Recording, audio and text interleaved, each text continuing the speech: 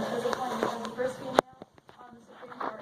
In 1990, she did a speech at Washington University in which she said, "I work with 8 very strong-willed colleagues. I don't think any of us exerts much power over the others. I certainly haven't found any justice more or less willing to be persuaded because I'm a woman. The power I exert on the court depends on the power of my arguments, not on my gender." There have been many remarkable women in history and currently that are conservative. So you may be wondering why this matters. And despite the fact that there have been many strong women in the conservative movement, media tends to portray them in a different light. So today in my presentation, I will highlight conservative women in history. I will then move on to show the media portrayal, and finally explain why this matters and what can be changed. So first I have Sandra Day O'Connor, who I quoted. She was the first female Supreme Court Justice. She did an amazing job in the court as well as raising a family. She got through both undergraduate school and law school in 5 years. Susana Martinez, she was the first female Hispanic governor of the United States. In April 2012, she was named by Washington Post as the 8th most popular governor of the United States, and she rescinded sanctuary status for immigrants who commit crimes in New Mexico. Joni Ernst was the first female veteran to serve in Congress. She served in the military for 23 years and was Iowa's first female senator. She said that, "I think it's unfortunate," referring specifically to a Democratic congressman, "I think it's unfortunate that he and many of their party believe that you can't be a real woman if you're conservative and you're female." Then Margaret Thatcher, which most people know, she grew up above a grocery store, and she was the first female British Prime Minister and longest serving one. And she said that if you just set out to be liked, you would be prepared to compromise on anything at any time, and you would achieve nothing. And then there's Elaine Chao, who is currently Secretary of Transportation, was confirmed 93/6, and she served for 2 terms under George W. Bush as Secretary of Labor, and was the first Asian American woman to be appointed to the President's cabinet, and she is also an immigrant. Now, the portrayal of conservative women today is very negative. We see this in articles where they, like from BBC, where they kind of infer basically the Republican Party is not that favors issues of women. So there's this quote from BBC saying, "Some women choose terrible things. Some women choose to work for parties that deny women access to abortion, access to health care, or mothers access to welfare." There's also, we've seen this a lot in the current election with women who voted for Trump. This article said that white women sold out the sisterhood and the world for voting for Trump. And it goes on to give just kind of a very negative portrayal of women. And let me see this. As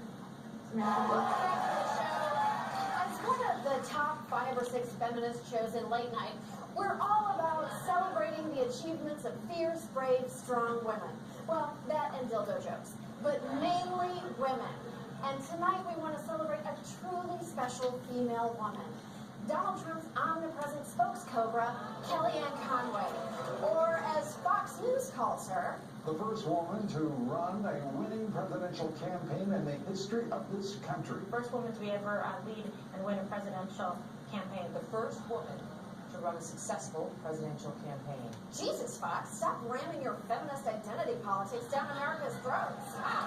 But they're right. Kellyanne did turn Trump's upended porta potty of a campaign around and get him elected pretty much single-handedly while raising 4 children and probably being interrupted every 3 minutes by the alpha bro jockstraps Trump likes to surround himself with.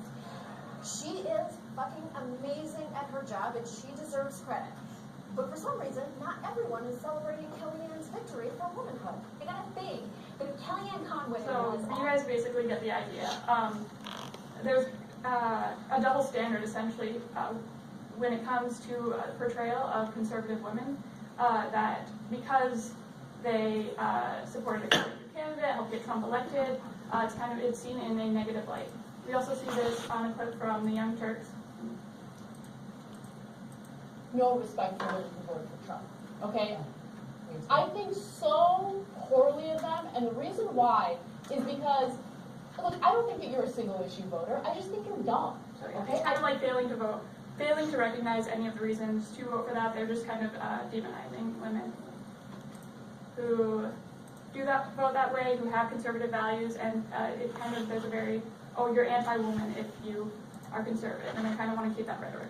Another thing is seen with the Women's March, which is kind of a deceptive name because it wasn't really just a march for women. It was a march specifically for women against Trump, and also there were pro-life groups who were originally sponsors and then uninvited because they said it didn't really fit with what they believed.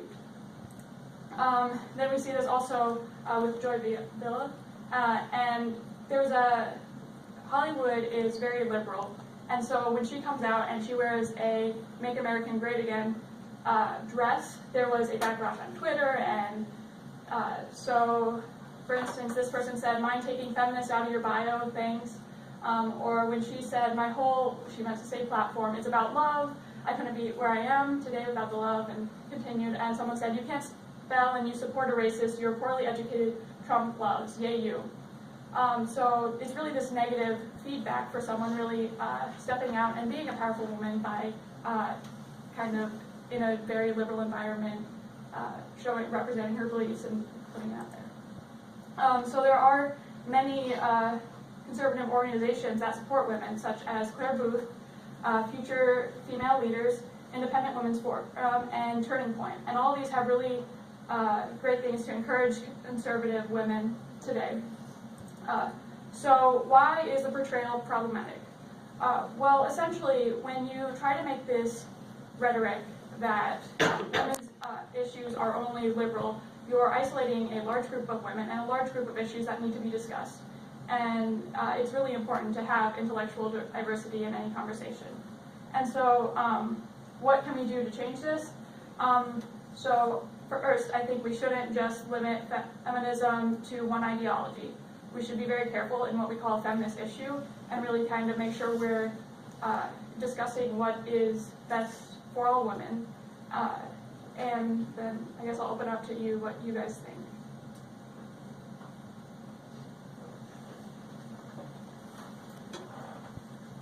For which question? For what we can do to change this. I think having like events such as this and having more platforms. I know when we're like planning this, we were Shelby and I were like debating of like, oh, is this a good idea? Personally, I've always been a person who like feminist is not just a liberal ideology, and it can be applied to many like spheres of feminism, like conservative feminism or pro-life feminism, and I don't think it's good to shut those voices out because I believe every voice should be heard. So I think having discussions is very important. Yeah.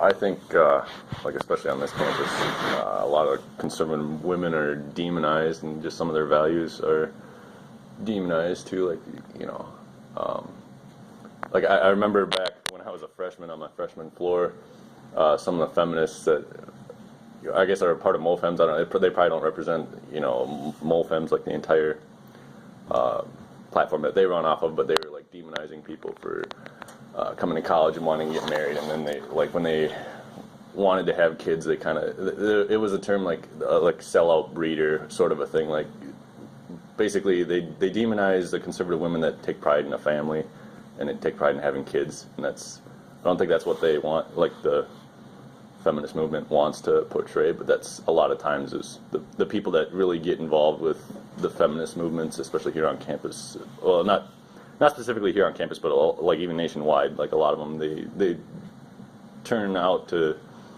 really demonize those values. So that's a problem, I guess. Can you explain what mole fem is? What did you just say? Mole Fem. You said mole fem. I'm like, what? Yeah. Kind of going off of that with the, like when I first went to the MoFems meeting my freshman year, there was an individual who like was very they didn't like other, they're, I don't know how to describe them, but when we were talked about what feminism meant to us, and I remember a specific evening I was talking to her, and I was like talking to her how my dream job, I still dream, I usually don't tell people this because they kind of take that and like demonize and they're like, oh, you want to be a mom? And like I would dream of being a stay-at-home mom and just like bake and do all that stuff like what a 50s mother would do. And they're like, but we fought so hard. I'm like, yeah, but to me it's about choice. But they were not like, they just shut it out.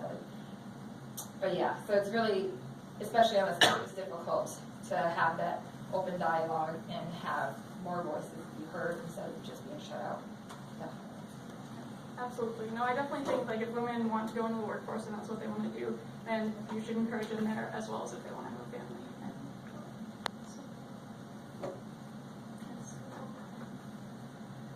And there's a panel later on intersectionality, and I think that's what you guys are talking about, is being stuck in like second wave feminism, whereas again, white feminism, where it's middle class people who wanted support for working, which is good, but intersectionality is more about supporting all women, including choosing to stay at home, whether you're a man or a woman. So that's something to consider as well.